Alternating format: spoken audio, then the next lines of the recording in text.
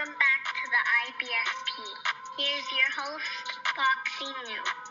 Jaime Munguia is back, and look, let's break it down honest and objectively as possible. And Jaime Munguia has come back. He got a knockout win against Eric Bizignon. Now, if you don't know who Eric Bizignon is, this guy's a top 10 level opponent at 168 pounds, top 10 ranked opponent at 168 pounds. So it's a quality win for Jaime Munguia. It's a live dog and a guy who came to fight and who had pop in both hands. So Jaime Munguia comes in, breaks him down, gets a clean stoppage, no doubt about it. Really beats the hell out of this man at the end of this fight. It was really a thing of beauty. Now, one thing I will say is being in with the live dog immediately after fighting a guy like Canelo Alvarez says a lot about Jaime Munguia and taking a top 10 level opponent. I respect that tremendously. Now, what's interesting is after the fight, they asked, hey, Jaime Munguia, who would you like to fight next? What's on the horizon? And he mentioned a lot of names, Christian abilities possible,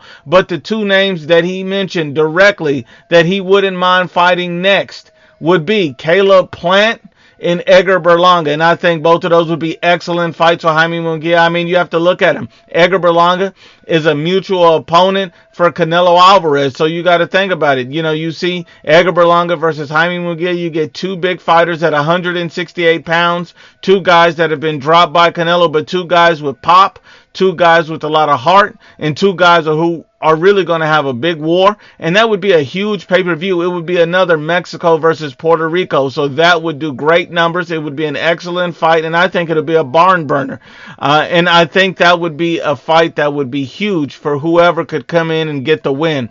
You see Jaime Munguia versus Caleb Plant, which would be a great fight as well. Caleb Plant could give Jaime Munguia all kinds of trouble and with boxing and give him all kind of fits with his footwork and head movement, but Jaime Munguia's power could ultimately end in Caleb Plant's demise as well. We've seen him on the canvas against a journeyman. We've also seen him on the canvas and stopped by Canelo Alvarez. So you see, when you look at a guy like Jaime Munguia, he's dangerous for anybody because of his chin, because of his power, and because of his size at 168 pounds. These are the matchups we need to see ASAP.